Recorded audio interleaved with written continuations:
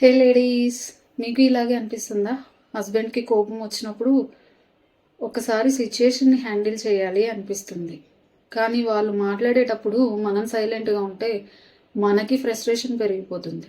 React అయితే issue ఇంకా పెద్ద డ్రామా అవుతుంది. మరి కామ్గా హ్యాండిల్ చేయడం ఎలా? ప్రతిసారి వాళ్ళకి కోపం వచ్చినప్పుడు మనం కామ్గా ఉండాలని అనుకుంటాం, కానీ లోపల మనం బ్రేక్ అవుతున్నాం. వాళ్ళని హర్ట్ చేయకుండా మనకి కూడా పీస్ ఉండేలా మాట్లాడాలి. సైలెంట్గా ఉంటే వాళ్ళు మన సైలెంట్ని ఇగ్నోర్ చేస్తారు. రియాక్ట్ అవుతే మిస్అండర్స్టాండింగ్ పెరిగిపోతుంది. ఈ కన్ఫ్యూజన్లో మనం కూడా సరిగ్గా రియాక్ట్ చేయలేకపోతున్నాం.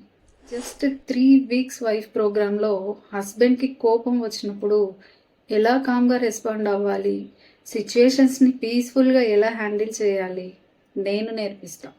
మీ పీస్ని సాక్రిఫైస్ చేయకుండా మీ ఫీలింగ్స్ని రెస్పెక్ట్తో ఎక్స్ప్రెస్ చేయడం ఇక్కడ స్టార్ట్ అవుతుంది. True emotional empowerment. జస్ట్ ఇంకా ఏం ఆలోచిస్తున్నావు డియర్?